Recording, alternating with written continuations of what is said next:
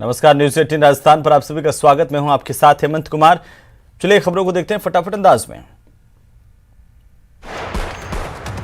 पाक संसद की कार्यवाही 12:30 बजे तक स्थगित की गई। पाकिस्तान की राजनीति के लिए आज अहम दिन है क्योंकि नेशनल असेंबली में वोटिंग होनी है। पीसीसी अध्यक्ष गोविंद सिंह डोटासरा की फिसली जुबान। उन्होंने बोल दिया कि हमारा झगड़ा हिंदू और हिंदुत्ववादियों से, जिस पर दिया कुमारी और शहजाद पूनावाला ने भाजपा की तरफ से जोरदार निशाना साधा। करौली हिंसा पर केंद्र सरकार एक्शन में आ गई है। सेंट्रल टीम आज करौली का दौरा कर वहां के हालात का जायजा लेगी और टीम के अधिकारी पीड़ितों से मिलकर चर्चा करेंगे। करौली शहर में लागू कर्फ्यू के बीच आज 4 घंटे की ढील दी गई। इस ढील के दौरान सभी तरह की दुकानें खोलने की अनुमति प्रदान की गई, जिससे बाजारों में काफी चहल पहल देखने को मिली।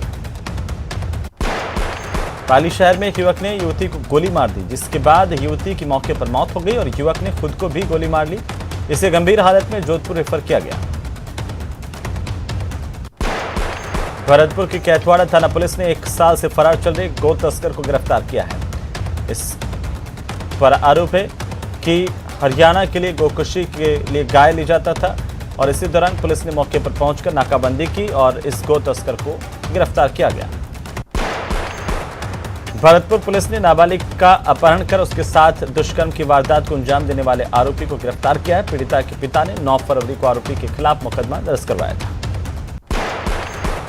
अवैध बजरी मामले में आरोपियों को गिरफ्तार करने गई सावर पुलिस पर बेखौफ अपराधियों ने हमला कर दिया।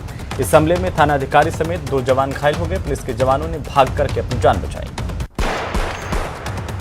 राजस्थान बिजली कर्मचारी अभियंता और अधिकारी संघर्ष समिति की ओर से जुड़े सदस्यों ने धौलपुर में सहायक अभियंता पर किए गए जानलेवा हमले के खिलाफ प्रदर्शन किया और आरोपी की शीघ्र गिरफ्तारी की मांग की। जोधपुर में जमीनी विवाद को लेकर 2 पक्ष आपस में भिड़ गए। इस मारपीट के दौरान करीब 10 लोग घायल हुए। राजसमंद जिले के कुंवारिया थाना इलाके के काबरी में 6 बकरियों की जहरीली फलियां खाने से मौत हो गई। श्रीगंगानगर की केसरी सिंहपुर थाना पुलिस ने लोगों को रकम दोगुनी करने का झांसा देकर लाखों रुपए ठगने वाले 2 लोगों को गिरफ्तार किया है। श्रीगंगानगर की लालगढ़ जाटान पुलिस ने सार्वजनिक स्थान पर ताश के पत्तों पर दांव लगाते हुए 9 जुआरियों को दबोचा, जिनसे पूछताछ जारी है। धौलपुर के बाड़ी उपखंड में कनिष्ठ अभियंता और सहायक अभियंता के साथ विधायक गिरिराज सिंह मलिंगा ने मारपीट की थी। इस मामले को लेकर विधायक की गिरफ्तारी की मांग अब तेज होने लगी है। बिजली विभाग के कर्मचारियों अधिकारियों की ओर से 12 शहर में कैंडल मार्च निकाल करके आरोपी विधायक की जल्द से जल्द गिरफ्तारी की मांग की। बांसवाड़ा जिले में आग लगने की वजह से 2 बच्चियां अलग अलग स्थानों पर झुलसी हैं, जिसके बाद उन्हें महात्मा गांधी अस्पताल में उपचार के लिए भर्ती करवाया गया। पुलिस कमिश्नरेट दक्षिण की डीसीपी वंदिता राणा के नेतृत्व में जोधपुर के जालोरी गेट चौराहे से लेकर सत्संग भवन तक पुलिस विभाग के अधिकारियों और सिपाहियों ने रूट मार्च निकालकर बदमाशों के खिलाफ संदेश दिया। टोंक के निवाई में विवाहिता ने फांसी लगा करके सुसाइड कर लिया। इस मामले को लेकर पुलिस जांच कर रही है। कोटपुतली के पनियाला थाना इलाके में कृष्णा पेपर मिल में अचानक से आग लगी। इससे वहां पर रखे पेपर के बंडल और अन्य सामान जलकर खाक हो गए। टोंक के उनियारा में हाईवे के किनारे खड़े लोगों को ट्रक ने कुचल दिया। हादसे में एक पत्रकार समेत 4 लोग घायल हुए। करौली में अपने परिवार के साथ कैला देवी दर्शन करने के लिए आए एक बच्चे को सड़क के किनारे अनियंत्रित ट्रैक्टर ने कुचला, जिससे 5 साल के इस मासूम बच्चे की मौत हो गई। अजमेर के किशनगढ़ में एसडीएम आवास के बाहर लगे ट्रांसफार्मर में अचानक से तेज धमाका हुआ और उसके बाद आग लगी। दमकल ने मौके पर पहुंचकर इस आग पर काबू पाया। बांसवाड़ा के घोटिया अंबा के निकट जुबेर खेड़ा गांव के पास में सड़क हादसे में 3 लोग घायल हुए हैं। तीनों को अस्पताल में भर्ती करवाया गया। बांसवाड़ा के दाहोद रोड स्थित खांदू पुलिस चौकी परिसर में अचानक से आग लगी, जिसमें 9 वाहन जलकर खाक हो गए। दमकल ने इस आग पर काबू पाया। उदयपुर बांसवाड़ा मेगा हाईवे पर केवड़ा की नाल में सवारियों से भरी 2 बसें आपस में टकराई, जिसमें करीब 1 दर्जन लोग घायल हुए हैं।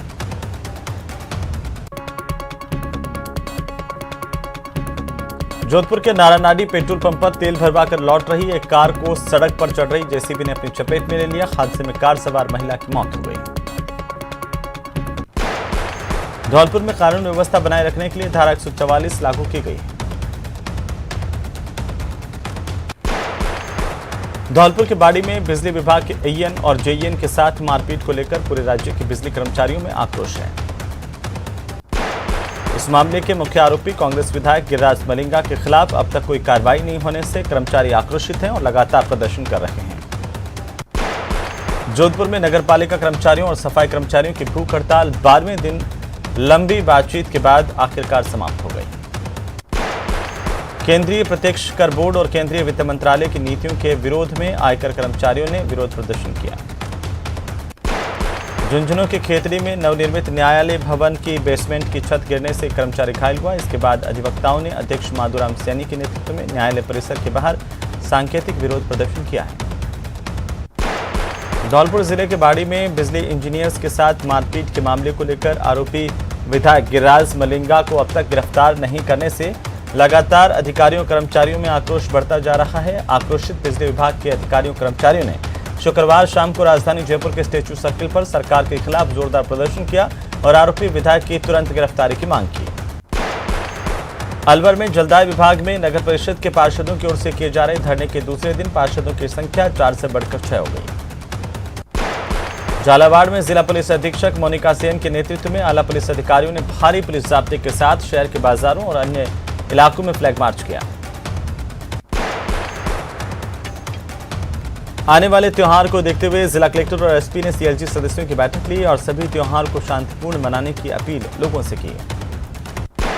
करौली में 10 अप्रैल को रामनवमी महोत्सव पर विश्व हिंदू परिषद की ओर से आयोजित होने वाली शोभा यात्रा को लेकर पुलिस थाने में सामुदायिक संपर्क समूह यानी कि सीएलजी और शांति एवं सद्भावना समिति की बैठक की गई। देवनारायण बोर्ड के अध्यक्ष जोगिंदर अवाना आज एक दिवसीय दौरे पर अजमेर पहुंचे, जहां पर उन्होंने अवाना समाज के लोगों के साथ विभिन्न योजनाओं का लाभ पहुंचाने को लेकर चर्चा की। श्रीगंगानगर में पेट्रोल डीजल की बढ़ती कीमतों का असर अब दैनिक उपभोग की चीजों पर भी दिखने लगा है। किराना सामान से लेकर सब्जियों के भाव आसमान छूने लगे हैं। वांछित अपराधियों की धरपकड़ के लिए 12 जिले में चलाए जा रहे विशेष अभियान के तहत छिपाबड़ोद थाना अधिकारी ने विभिन्न मामलों में फरार चल रहे 3 वारंटियों को गिरफ्तार किया है।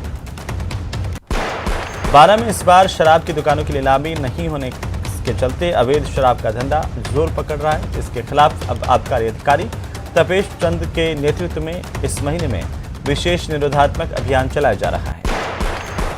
राज्यपाल कलराज मिश्र से मिलने के लिए मुख्यमंत्री अशोक गहलोत राजभवन पहुंचे। करीब 1 घंटे तक दोनों के बीच में उच्च शिक्षा और अन्य मसलों को लेकर विचार विमर्श हुआ। राजस्थान राज्य बाल अधिकार संरक्षण आयोग की अध्यक्ष शुक्रवार को मकराना के दौरे पर रही। इस दौरान अध्यक्ष ने बालकों से संबंधित विषयों को लेकर प्रशासनिक अधिकारियों के साथ चर्चा की। और सीधे हम आपको लिए चलते हैं आरयूएचएस का 7वां दीक्षांत समारोह का आयोजन आज बिरला। तो चलिए आगे बढ़ेंगे और रुख करेंगे फटाफट खबरों का। राजधानी में महावीर जयंती की तैयारियां तेज हैं। निगम हेरिटेज महापौर मुनेश गुर्जर ने भगवान महावीर की शोभा यात्रा की तैयारियों का जायजा लिया। बांसवाड़ा शहर की सुरक्षा व्यवस्था पुख्ता करने के लिए बांसवाड़ा शहर में जिला कलेक्टर और एसपी ने बैठक की। बीकानेर में नारायण सेवा संस्थान की ओर से 10 अप्रैल को दिव्यांग जांच ऑपरेशन चयन कृत्रिमंग माप का निःशुल्क शिविर का आयोजन किया जाएगा। बाड़मेर जिले के धौरीमन्ना उपखंड क्षेत्र में 12वीं की बोर्ड परीक्षा में सामूहिक नकल प्रकरण के मामले को लेकर के अब लगातार बयानबाजी तेज हो गई है। श्रीगंगानगर जिला कलेक्टर रुक्मणी रिया ने मुख्यमंत्री युवा संबल योजना की छात्रवृत्ति पाने वाले लाभार्थियों को प्राप्त होने वाली सेवाओं के लिए सरकारी विभागों में उपलब्धता सुनिश्चित करने के निर्देश दिए हैं। बाड़मेर एसपी ने जिला मुख्यालय के कलेक्ट्रेट कॉन्फ्रेंस हॉल में जिले के सभी थानाधिकारियों और उपखंड अधिकारियों के साथ बैठक की, जिसमें पुलिस की सुरक्षा सखियां भी शामिल हुई। कोटा में कोविड टीकाकरण महाअभियान के तहत जिले में 82 केंद्रों पर सेशन आयोजित किए गए। इनमें से कुल 807 लोगों को टीके लगाए गए।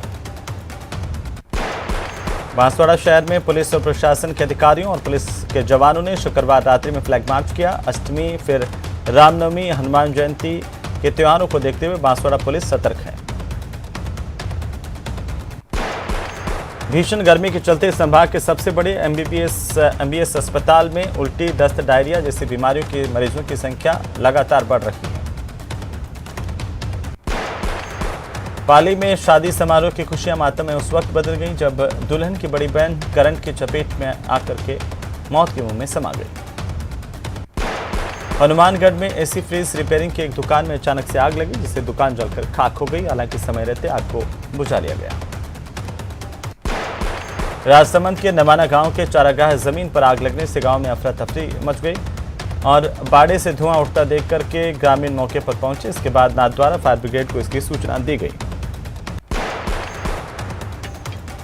बारां के छबड़ा इलाके में राजकीय प्राथमिक विद्यालय का जर्जर हो गया है चौका, जिसमें छात्र डर के साए में पढ़ने के लिए मजबूर हैं। चर्चा करते हुए नजर आए थे। चलिए आगे बढ़ेंगे, रुक करेंगे फटाफट खबरों का। रामनवमी के मौके पर श्रीगंगानगर में भव्य शोभा यात्रा निकाली जाएगी। इसे लेकर विश्व हिंदू परिषद और हनुमान मंदिर ट्रस्ट की ओर से तैयारी की गई। कोटा में वैष्णो देवी ज्योति मंदिर पर दुर्गाष्टमी पर कन्या पूजन और जवारा विसर्जन किया गया, जिसमें अलौकिक श्रृंगार के दर्शन करने के लिए श्रद्धालुओं की भीड़ उमड़ी। कोटा में नवरात्रा को लेकर के दुर्गाष्टमी के मौके पर इटावा इलाके के राजकीय उच्च माध्यमिक विद्यालय में कन्या पूजन का कार्यक्रम आयोजित किया गया। इसमें सभी छात्र छात्राओं को तिलक लगाकर रजिस्टर और कॉपियों का वितरण किया गया। सिरोही में मां काली के त्रेता युग के भव्य स्थापित मंदिर में इन दिनों नवरात्र महोत्सव की धूम देखने को मिल रही है। भक्तों का तांता लगा हुआ है। चैत्र नवरात्र के 8वें दिन आज मां शक्ति के महागौरी स्वरूप की पूजा अर्चना की जा रही है। बड़ी संख्या में श्रद्धालु मंदिर पहुंच रहे हैं और विशेष पूजा अर्चना कर रहे हैं।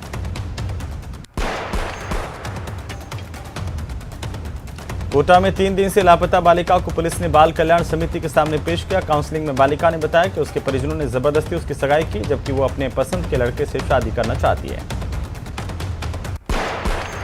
गर्मी बढ़ने के साथ ही बीमारियों का प्रकोप भी बढ़ रहा है। कोटा में भी भीषण गर्मी की वजह से एमबीएस अस्पताल में डायरिया मरीजों की संख्या तेजी से बढ़ी है।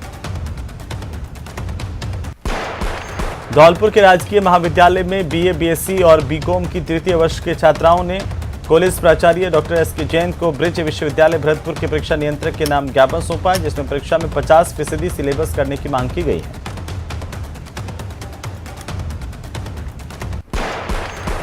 चलिए आगे बढ़ेंगे और जरा आप